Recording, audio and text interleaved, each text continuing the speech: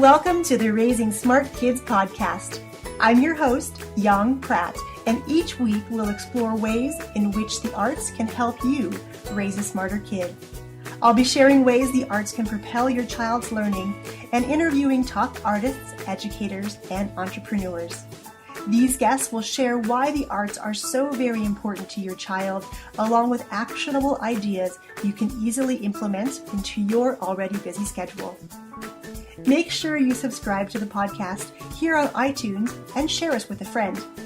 For extra tips on raising smart kids, head on over to artsmartparenting.com and click on the Live tab. Hello and happy Friday, Art Smart parents. You're listening to the Raising Smart Kids 2.0 podcast, and I'm your host and your guide on this adventure into parenting through the arts, Yong. If I haven't met you already, I wanted to give you a little bit of information about myself and why this podcast exists and why you, my dear listeners, are so important. 16 years ago, I opened up the doors to my performing arts school to share the transformative effects that dance had had on my own life personally. Fast forward, and we're approaching season number 17 in just a couple of weeks. And in that time, we have been able to affect the lives of thousands upon thousands of students that have come through our doors at the Academy. At our Academy, we believe that every child is born with unique gifts, or superpowers as we like to call them, and it's through the arts and in partnership with you as parents that we can help unleash those special gifts, those special superpowers, and send our kids out boldly into the world. This podcast is a passion project for me to share with other parents the tremendous benefits the arts has to offer for their kids. Now that you know a little bit more about me and the podcast, I want to tell you how important your role as a listener is. By tuning in each week to this podcast, you are stepping up and grabbing my hand along with the hands of the guests that I bring onto the show and having them guide you through this journey into parenting. As you know, there are sometimes struggles when it comes to parenting, and it's good to have somebody in our corner that can help guide us or give us tips to incorporate into our already busy schedules. So today, to celebrate back to school, my kids started school on Monday. They have just 4 days this first week as we celebrate Fair Day on that first Friday of school. And of course, Monday is the Labor Day holiday. So they have a nice 4-day weekend. It's a great way to ease back into back to school. Today, I wanted to talk about back to school routines and how we can best prepare our kids to go back into the classroom, get back to our regular routine, and how the arts can help with that transition. I wanted to share a couple of things that we did this year that really has made a difference in how our kids approached back to school. The first thing we did, of course, was to get them acclimated to a new sleep schedule.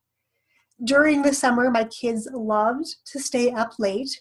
I had many, many late nights with them where we snuggled on the couch and went to bed really, really late, meaning like 12 o'clock, 1 o'clock. And it was just so amazing to have that time with them and really just have that physical contact with them to reconnect after a busy school year. So about 2 weeks before school started, we started setting their clocks earlier. Or rather, they both took it upon themselves to start practicing going to bed earlier and waking up earlier. And to be quite honest, the kids were waking up way earlier than I was getting up and would prepare their own breakfast and get ready for the day, take the dog for a walk, feed the kitties, let the goose out to play. They would take care of all those things, usually before I got up. Now, I'm not sure why they decided to get up so early, but I'm talking like 5:30 early, which for me is quite early. They decided to take it upon themselves to do that. And they would put themselves to bed before 9 o'clock, which was a far cry from the 12 or 1 o'clock we had been experiencing just the weeks prior to about 2 weeks ago. So that was the first thing that really helped with the transition, to really get the kids to take responsibility for bedtime and getting up and getting their morning routine ready. The second thing we did was we attended our kids' orientations and open houses. So our kids had an opportunity to meet all their teachers, figure out where all their classrooms were, and get a sense of the layout of the land. Now, both of my daughters this year entered into a new school. My youngest entered into middle school, and my oldest into high school. So being able to find your way around, being good with directions, understanding what your schedule presents, how you might need to prepare for your day, that's all a part of what we did. After we went to orientation and we had walked the daily schedule of their A days and their B days, we walked that from start to finish the night we had orientation and open houses.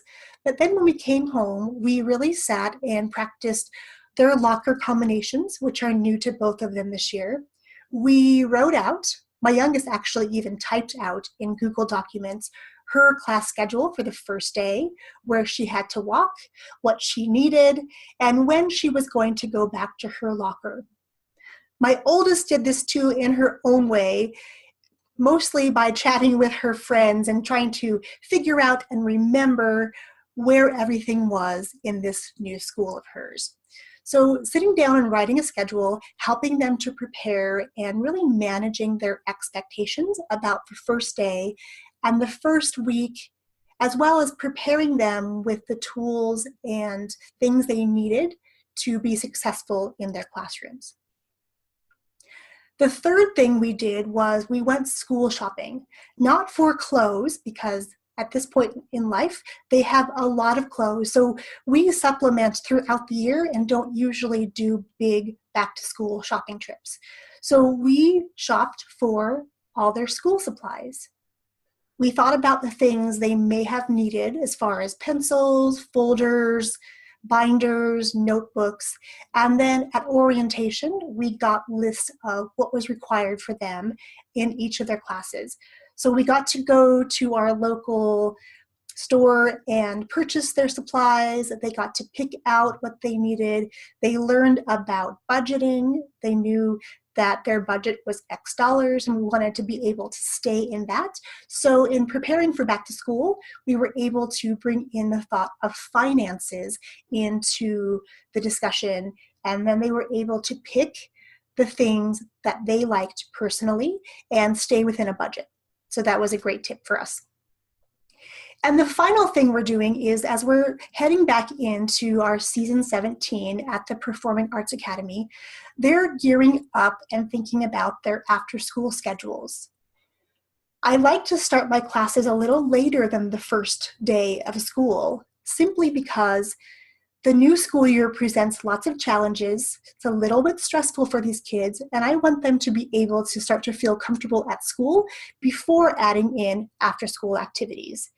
And for me as a mom, that's really crucial too, so I can get used to what the back to school schedule looks and feels like before I start adding activities in for myself in the evenings. Now, when it comes to back to school, one of the things we do as parents is help our kids to decide which after school activities they want to participate in at the school or outside of school.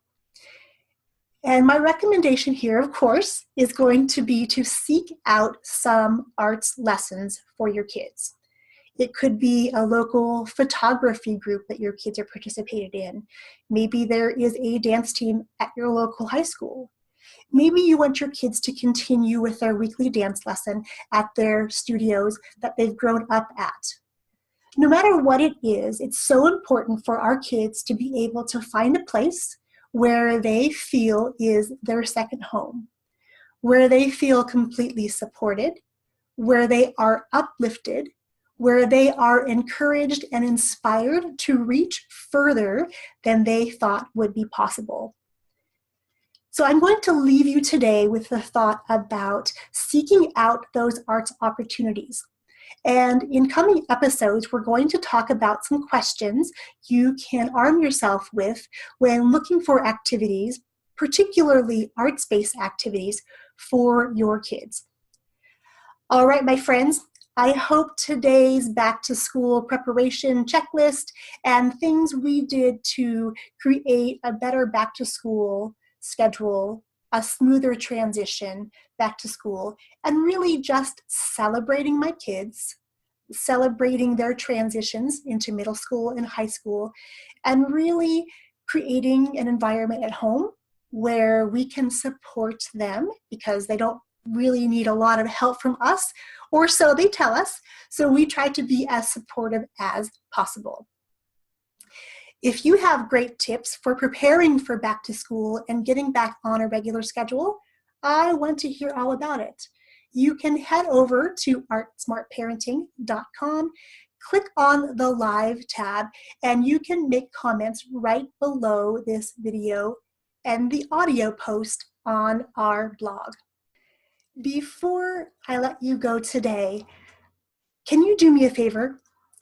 If you have found this episode valuable and you're a regular listener to the podcast, would you share us with a friend? I would be absolutely honored. The way that we can work together and why you're so important is that it takes all of us to spread this message of raising smarter kids through the art. You can join in on the movement by sharing this podcast with your friends, sharing it on social media, texting your friends, however you like to share content with those that you love. I would also be honored if you would head over to iTunes and leave us a rating and review. The more ratings and reviews that we have for the podcast, the more likely new listeners will find us and be encouraged to hop in and listen every week. Okay, my friends, I wish you a happy back to school week. I hope today's tips can help inspire you to have a better transition back to school and a better transition into a new schedule for the school year. Okay, everyone, I will see you next week. Cheers. Thanks for tuning in to the Raising Smart Kids 2.0 podcast. To really accelerate your ability to unleash your child's superpowers and raise smarter kids through the arts, we're creating loads of new resources, ways to connect, and ways to celebrate your successes. You can join our free Facebook community by visiting theartsmartparent.com or just search up Raising Smart Kids 2.0 on Facebook. I look forward to seeing you inside our community.